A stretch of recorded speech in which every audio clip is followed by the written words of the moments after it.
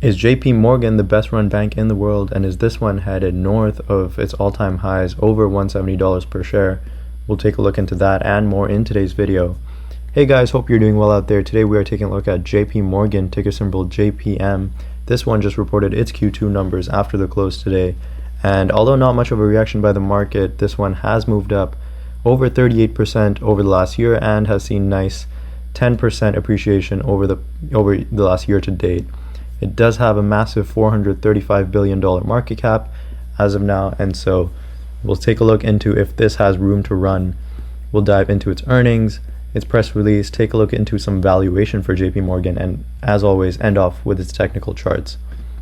As always, if you are new to the channel and find this type of content valuable, be sure to hit that like and subscribe button below. Before jumping into JP Morgan's earnings, I want to dive into one of its valuation metrics, which I think is very important. So for banks, we generally like to compare its tangible book value, or book value, which is basically if you were to liquidate all of JP Morgan, as of right now, you would get a book value per share of $98.11.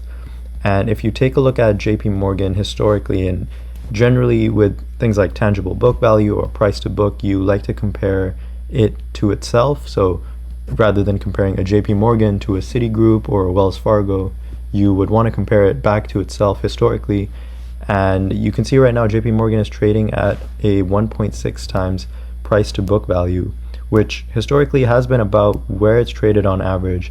When it tends to get up to 1.9, even 2 times price to tangible book, it does seem to get expensive. And so if you take this $98 per share, you put a 1.6 times multiple on it, you'll get the current price per share of roughly $150 per share. And so historically, JP Morgan right now is trading in line to where it has. It's not overvalued just yet, but it's certainly also not undervalued. Moving on to JP Morgan's earnings, they did beat both on the top line and bottom line.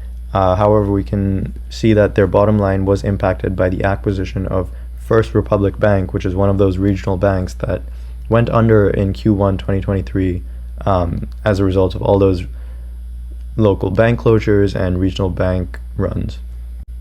JP Morgan reported a revenue of $41.3 billion. This beat market expectations by roughly $2.5 billion. In almost all of their segments, we can see that loans were up, however, deposits were down.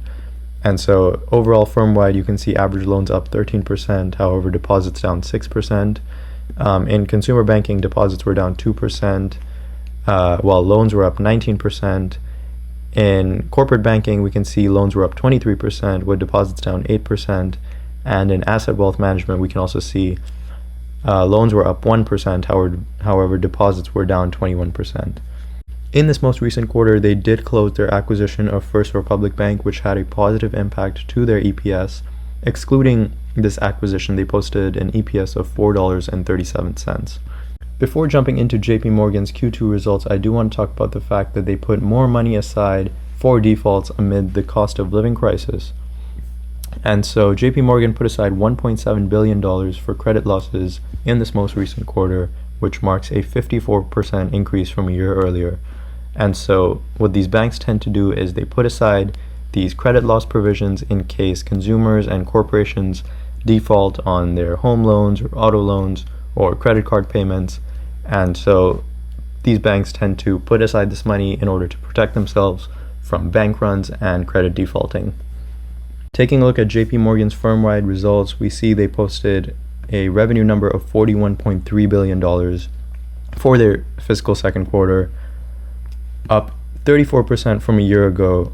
However, this does include the increased revenue from First Republic Bank, and excluding that, their revenues are up only 21%. And I say only in parentheses because if you look at a bank like Citigroup, which are shrinking revenues, 20% revenue growth is fantastic for a bank of this size.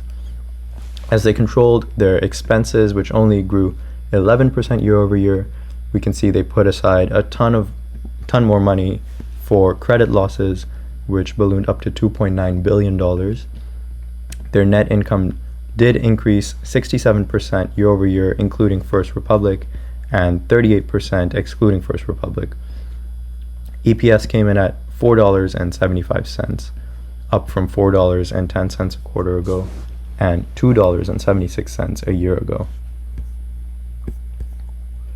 Moving on to the different banking segments that JP Morgan has, consumer and community banking was up nicely, up to $17.2 billion, up from a year ago of $12.5 billion. We see banking and wealth management grew substantially, up 68% from a year ago. We do see home lending did decline, excluding the First Republic acquisition. It was down 23%, as we can see that home lending has struggled as interest rates and mortgage interest rates have been going higher. People are more hesitant to take out a home loan or even purchase a new home. Credit services and auto loans were also up just marginally. Net income for this banking segment was up to $5.3 billion, up substantially from a year ago of $3.1 billion. In their corporate and investment banking segment, we can see net revenue came in at $12.5 billion, up 4% from a year ago, and net income rose 10%, up to nearly $4.1 billion.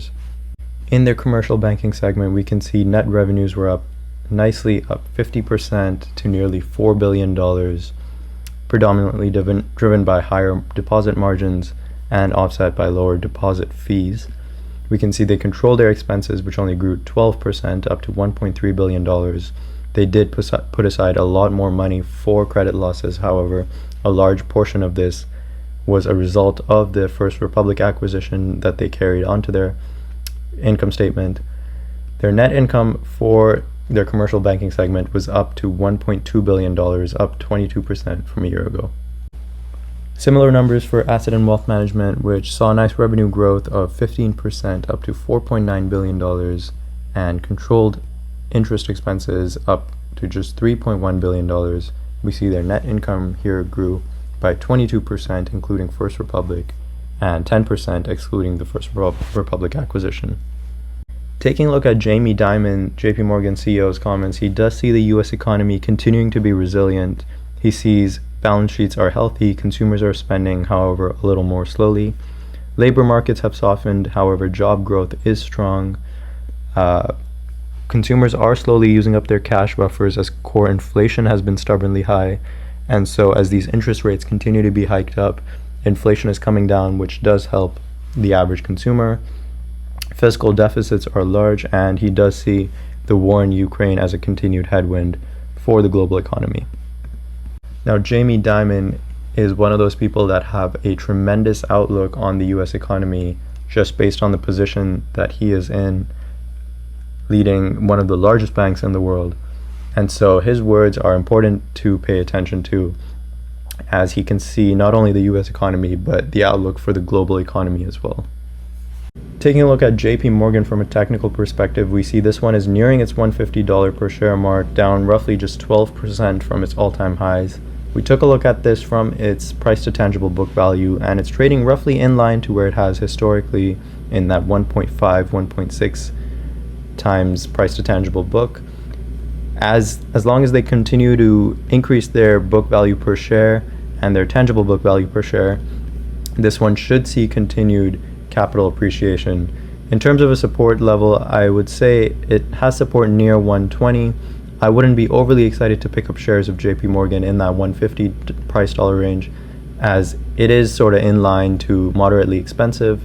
I do see JP Morgan have quite a bright future ahead of itself, as they did post these stellar results, and if you take a look at other large banks such as a Citigroup or a Wells Fargo, they certainly aren't putting up north of 30 to 40% revenue growth. That was JP Morgan for you guys. Overall, very strong results in my opinion. However, the valuation is in line with these results, and so while they reported 30% revenue growth and they got a profitability boost from their First Republic acquisition, I do see their valuation being in line with currently a 1.6 price to book multiple and trading near this $150 range. I would be more interested in JP Morgan closer to this $120 range and below. As always, let me know what you guys think of JP Morgan in the comments below. If you did find this video helpful, be sure to hit the like and subscribe button below. As always, Thanks so much for listening, and I'll see you guys in the next video.